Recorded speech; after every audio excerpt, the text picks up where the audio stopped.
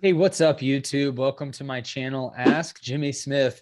Today, I am very excited to have what's a really exciting milestone in my business, which is we have officially passed the $5 million in total sales mark on the Amazon FBA platform. And I'll show you proof here in a little bit, as well as what Inventory Lab shows as our net profit. And then I'll tell you what our true net profit is, at least percentage-wise, based off of our actual expenses that come out of the business. But I wanted to go through 5 things that I have learned over the last 6.5 years while we have been building this business to be able to sell a total of over $5 million in revenue. And we do that mainly through an arbitrage strategy called Replens. And so if this is the first time you have come to my channel, I'm going to give you my website that you can go to, where we've actually had over 1,000 success stories come from this content that I'm talking about, the content that has led to us doing over $5 million in sales, the content that has led to over 1,000 success stories is at AskJimmySmith.com/success,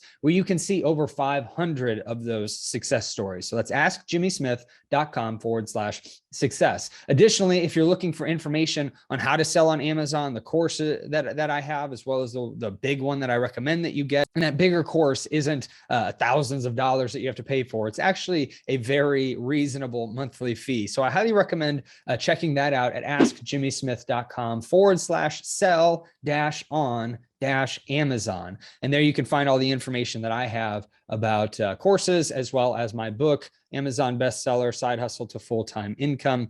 And you can learn how we went from $0 to $100,000 per month using the arbitrage Replens strategy. So now that I've gotten all of that out of the way, let's go ahead and show some proof of this $5 million that we've done. So we started our business back in December of 2015. Sorry, I had to look because I forget if it's 2016 or 15.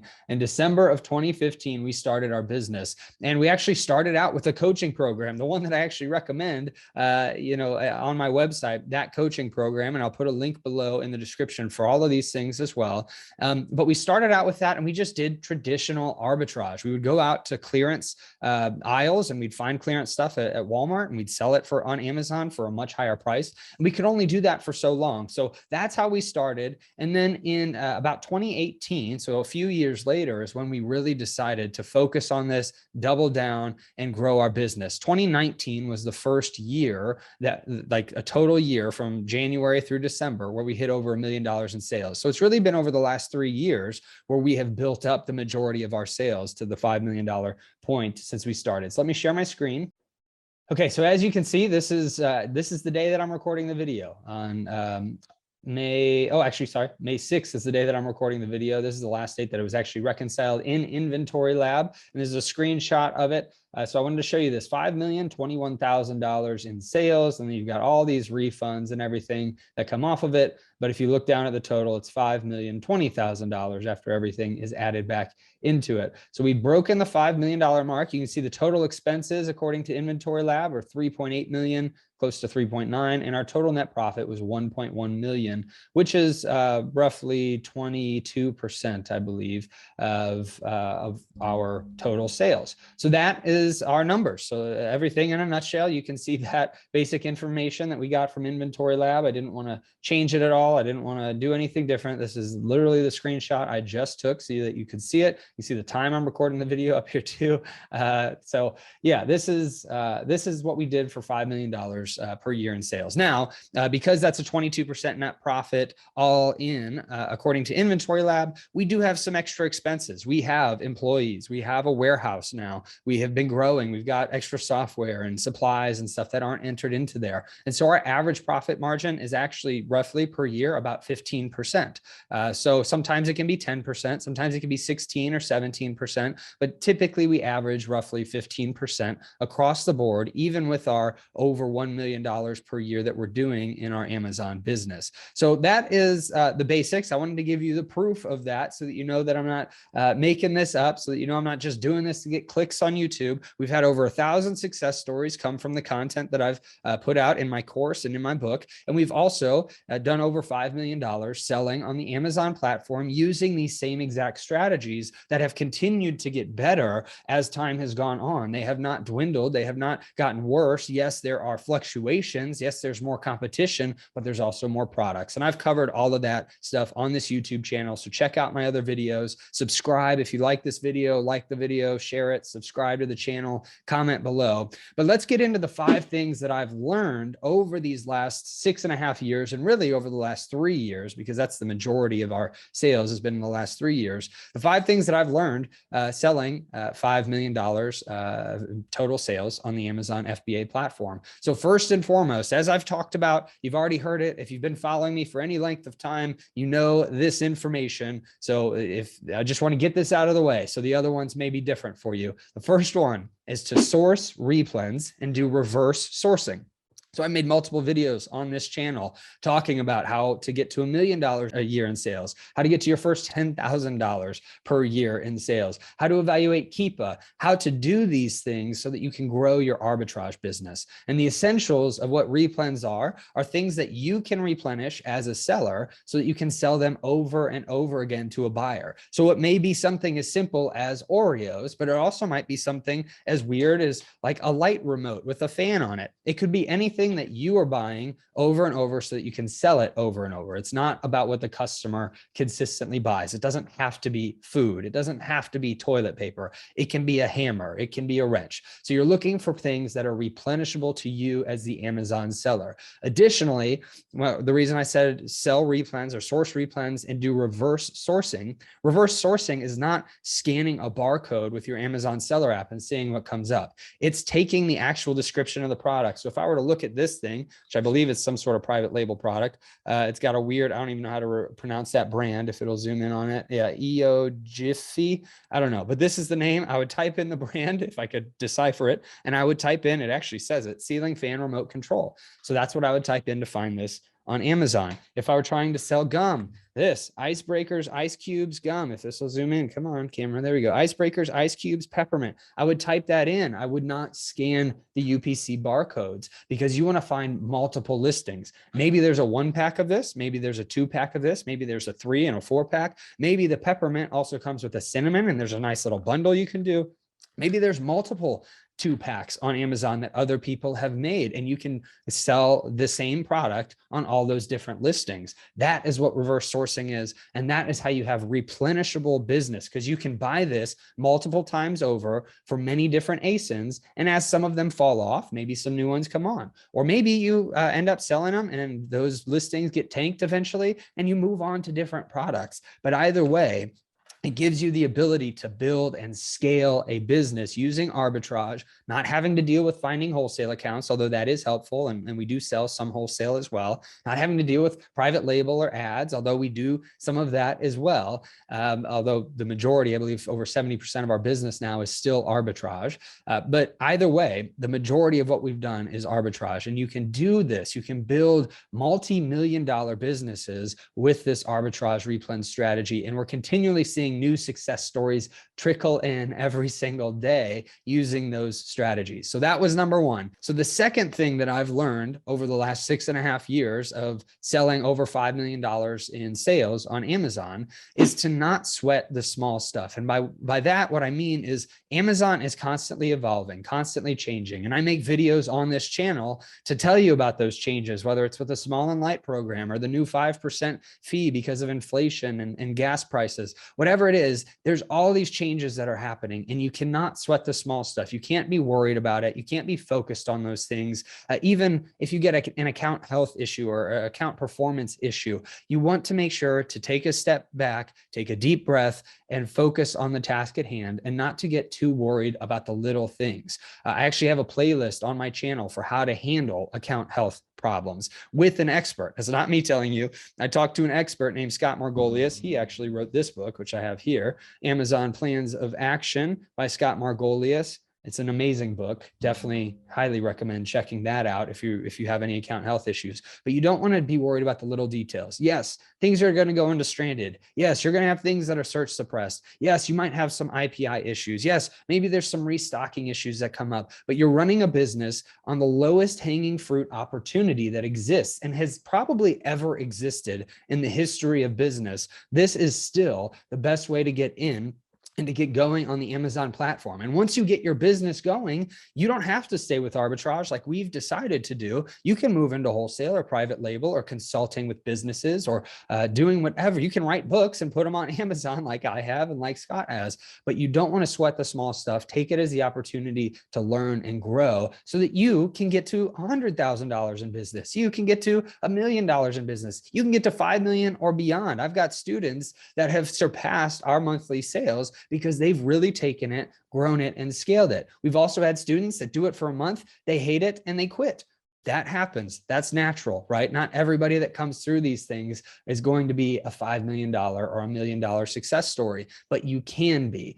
And I've seen people get to $10 million. I've seen people do arbitrage and wholesale up to $20 million a year that I've met, that I know. So these things exist, the opportunity exists. And if you stick with it for a long enough period of time, you will see some success in your own business. As long as you continue to stick with it and follow the trainings, make sure that you're buying the right products, etc., you will see some success. Now, the third thing that I've learned over the last few years of doing this is that Amazon has specific expectations of their sellers. So you have to know what Amazon's expectations are of you. Amazon does not care whether you are a $0 per year seller that's brand new, or you are a $100 million per year seller that has been on the platform for 10 years. Obviously, they care about making sure that your account is healthy and doing a good job. And they would probably give some extra perks to the big sellers, right? The really massive ones. But ultimately, as a new seller, Amazon expects you to operate as if you are that multi-million dollar seller. They expect you to prep your products properly. They expect you to know their rules and read through their terms of service. They expect you to be a legitimate business. Obviously, you can take some time. You don't have to set it up as a legitimate LLC right away. But if you are going to spend any time actually focusing on this business, you want to treat it as if it's a business. You want to look at those products that you're prepping and prep them as if you were receiving them in that way. Amazon has dirty warehouses. They want to know that you are prepping those things properly so the customer gets a clean,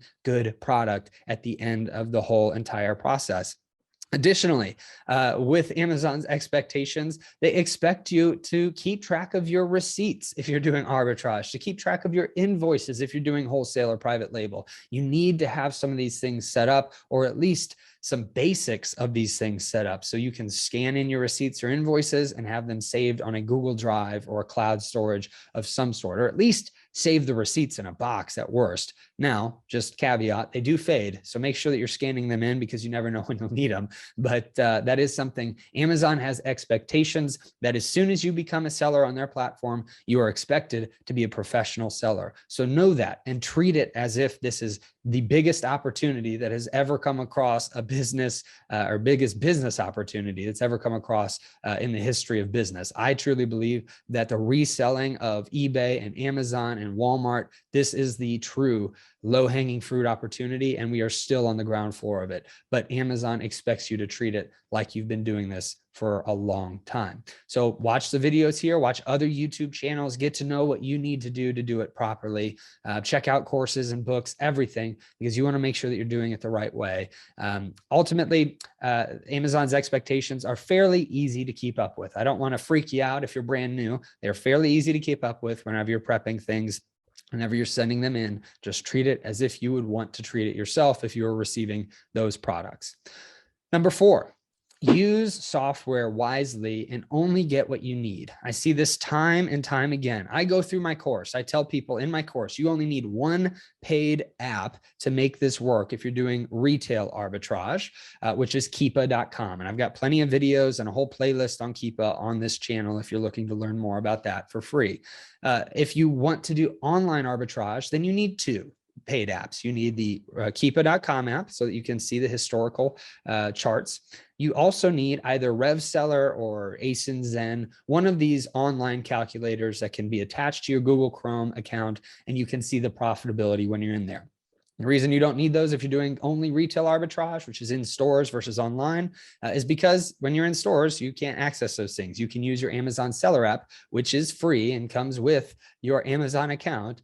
You can use that. So, but I see the mistake all the time that people get in and they think they need more tools. They think that they need, and I would list a bunch of them. I don't want to do that and make anybody upset, but there's all these other tools that can help with sourcing. You don't need that until you know the basics. And I personally don't think that you need any other sourcing tools until you're over $10,000 per month. And we actually don't use any other sourcing tools. We don't use tactical arbitrage currently. We don't use Jungle Scout. We don't use any of these other things, OA, X-ray, Price Checker, any of these other things. We don't use them. I made a video of the top 7 Chrome extensions that you should use as an Amazon seller, but you don't need any of the new ones for sourcing because we still don't use that in our business. We do use RevSeller. We do have a repricer. We do utilize Replens dashboard for restocking, but you don't need those things until you get bigger. We also use Inventory Lab, which you saw the screenshot of. So make sure that as you're new, you use software wisely. As you grow, you only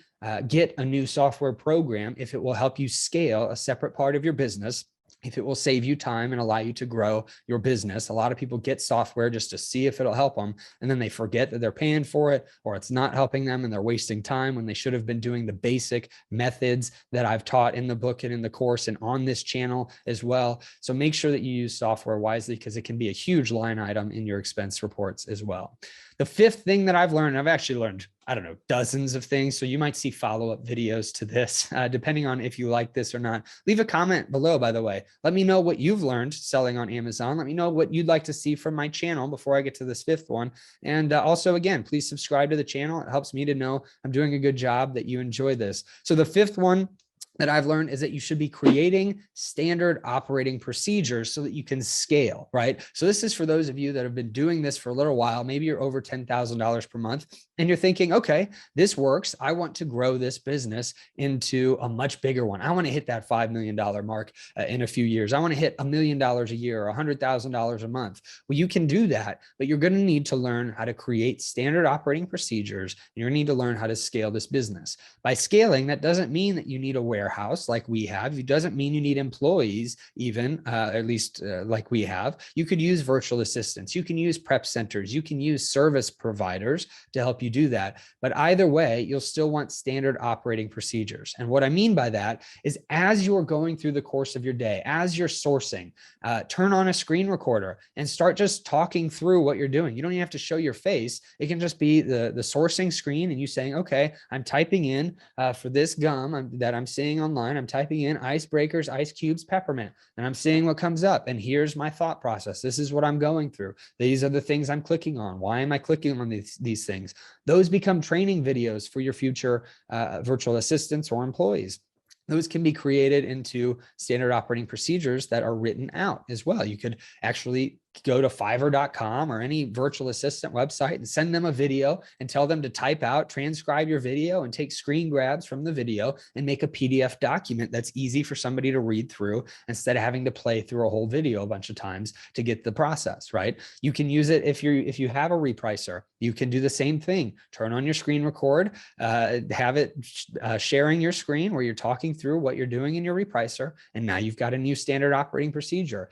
As you start doing these things over and over again, you need to create these procedures, even if you don't plan to outsource them until much farther down the road because you don't want to hire anybody. You still want to create them now so that when you're ready to hire them, you don't have to go through and be like, oh my goodness, what do I do now? Like, what do I do every day? I don't know. I just get up and I do this stuff. No, you want to have these things laid out in an organized manner through video and preferably written so that you can outsource properly. Once you get over $10,000 per month, you should start fully thinking about that. Once you get over $20,000, $30,000, $40,000 a month, you're going to need to start doing these standard operating procedures and these systems, because if you want to continue to grow and scale, you're going to need to be able to give them these training documents. Now, not everybody wants to get to $100,000 a month.